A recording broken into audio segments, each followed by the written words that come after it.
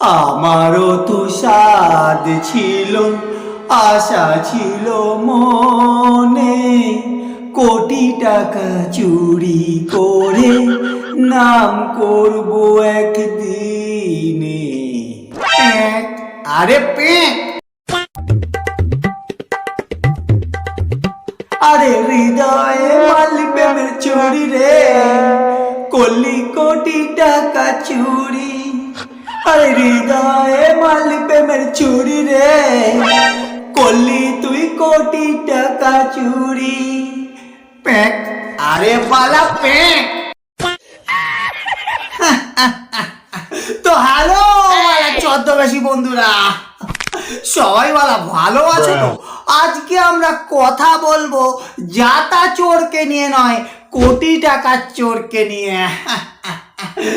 না, আমার বলা একটু বলা মনে হচ্ছে ভুল হচ্ছে। কোটি টাকা বললে তো বলা পাপ হয়ে যাবে। একদম 1.5 কোটি টাকার চোর। ভিডিওটি শুধুমাত্র মজার জন্য বানানো। ভিডিও দেখবেন, মজা নেবেন, চলে যাবেন, গায়ে মাখবেন না, কেমন? তো বলা ছদ্মবেশী বন্ধুরা, আজকে কিন্তু আমরা কথা বলতে চলেছি এই 1.5 কোটি টাকার চোরটাকে নিয়ে। দেখেই বুঝতে পারছো একদম সাম হ্যান্ড। কিন্তু বর্তমানে মুম্বাই ক্রাইম ব্রাঞ্চ বাজাচ্ছে কিন্তু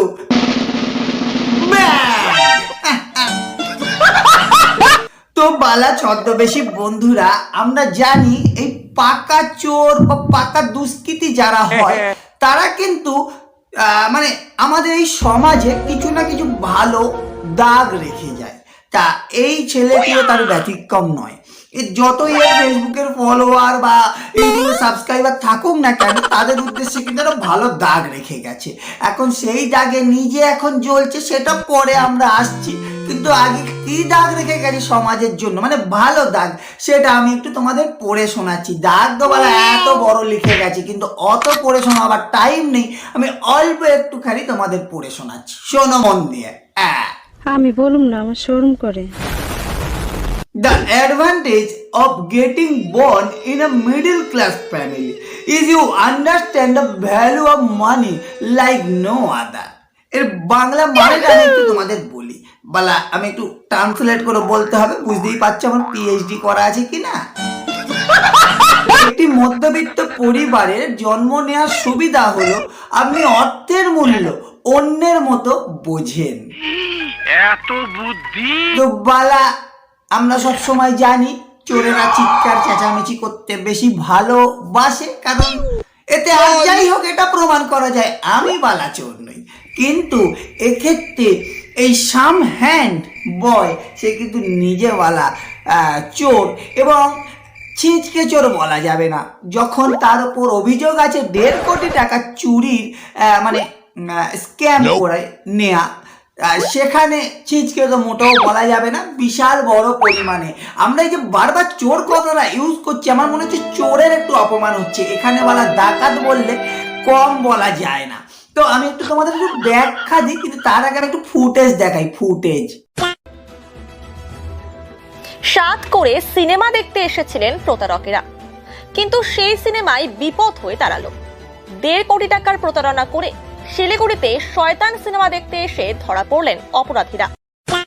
তো বালা ছদ্মবেশীরা, এই রোহিত বৈদ্য যে ফেসবুকে ইনফ্লুয়েন্সারের কাজ করতো, তার ইউটিউবে ভালো একটা ফলোয়ার ছিল, টোটাল টিম নিয়ে কাজ করতো। কিন্তু ওই যারা কথা আছে যে অতি বিদ্যা যেমন ভয়ঙ্করী, তেমনই অতি লোভে গাজন নষ্ট। এদের এই ইনকামে হচ্ছিল না, বিশাল বড় মাপের লাইফস্টাইলের হয়তো স্বপ্ন দেখতো। তো যার ফলে কলকাতার বুকে বসে একটা ছোটখাটো টিম নিয়ে, মানে চোরেদেরই টিম নিয়ে তৈরি করেছিল একটা কল সেন্টার। সেখান থেকে বিদেশে কল করে তার টাকাকে সুরক্ষিত করার জন্য এ বাবুর এত চিন্তা হতো, তাই ফোন করে করে করে করে তাদের গুরুত্বপূর্ণ নথি সংগ্রহ করতো। কেন না, আপনার ওই নথিগুলো পেলে কি হবে, আপনার ব্যাংকের টাকাটা সুরক্ষিত আমরা রাখতে পারবো। তা এরম ফ্রড, এরম জোচ্চুরি, এরম 2 নাম্বারি করে করে একটি মহিলার কাছ থেকে প্রায় 1.5 কোটি টাকা চেপে নিয়েছে। এবার তদন্ত যখন শুরু হলো, তখন মুম্বাই ক্রাইম ব্রাঞ্চ তারা কিন্তু এখানে এসে কোনো মতেই কোনো সুরাহা খুঁজে পাচ্ছিল না যে কিভাবে চোর ধরা যায়। কিন্তু যেহেতু শয়তান চলে গেছে শয়তান মুভি দেখতে পপকর্ন খেতে খেতে, আর সেখানে যখন মুভির টিকিট কাটে তখনই কিন্তু গোয়েন্দাদের কাছে সেই খবরটা যায়। মানে তাদের তো বিশাল বড় নেটওয়ার্ক না, আর এই 7 জন চুনোপুটি তারা কি করবে, ওই শয়তানি পোনা ওখানেই শেষ হয়। যার ফলে কিন্তু মুম্বাই পুলিশ তোমরা দেখতেও পাচ্ছ কি সুন্দর তাদের খাতির যত্ন করতে করতে নিয়ে যাচ্ছে। এবার আসল খাতির তো ভেতরে হবে, সেটা তো ঠিকই আছে। তো বালা ছদ্মবেশীরা, এবার আমি মেন পয়েন্টের কথাই চলে আসি। এখন দেখো অতি লোভে গাজন নষ্ট, এটা তো আমরা বারবার বলে থাকি এবং শুনেওছি।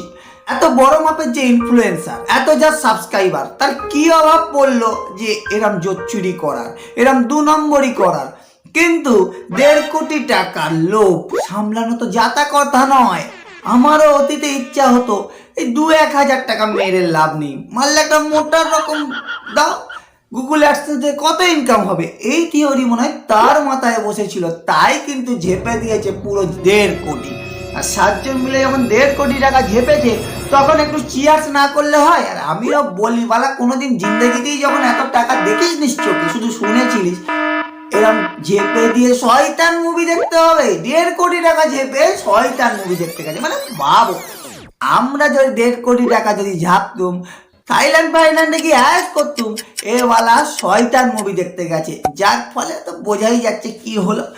তো ছদ্মবেশী বন্ধুরা, আমি তোমাদের সব সময় ইতিবাচক কথা বলার পক্ষে, তাই আমি তোমাদের আজকেও ইতিবাচক কথা বলবো। এই 2 নম্বরই মার্কা ফেসবুক হোক বা ইউটিউব হোক বা যে কোনো সোশ্যাল মিডিয়া প্ল্যাটফর্মে 2 নম্বরই মার্কা যারা ইনফ্লুয়েন্সার হয়, তারা বালা আদৌ বালা ইনফ্লুয়েন্সার নয়, তারা হলো শুধু একটা বাল মাত্র। হ্যাঁ বালা, ঠিকই শুনছো, বাল মাত্র। বলতে বলতে বলতে বলতে ভিউ এসে গেছে, মানুষের অ্যাট্রাকশন লেগে গেছে, বাহ কি সুন্দর বলে, বাহ কি দারুণ। কিন্তু তার মনের মধ্যে কি চলছে সেটা কি তোমরা বালা জানো আদৌ? এই যেমন এটা জলজান্ত তার প্রমাণ। নিঃসন্দেহে তুই ঠিক কথা বলেছিস। আজকে কিন্তু জামায় মুখ ঢেকে তাকে লুকোতে হচ্ছে নিজেকে। যে মানুষ একদিন মুখ খুলে ওপেন ভিডিও করে করে জনপ্রিয়তার জন্য এগিয়ে এসেছিল, চেষ্টা করেছিল এবং দাঁড়িয়ে পড়েছিল, আজকে কিন্তু সেই মুখটাকেই ঢাকতে হচ্ছে। তো এর থেকে বড় লজ্জার আর কি হতে পারে ছদ্মবেশীটা? তাই তোমাদের বলবো, এই ভেজাল মার্কা, এই ভেজাল 2 নম্বরই জোচ্চুরি মার্কা ইনফ্লুয়েন্সারদের কাছ থেকে শতগুণ দূরে থাকো।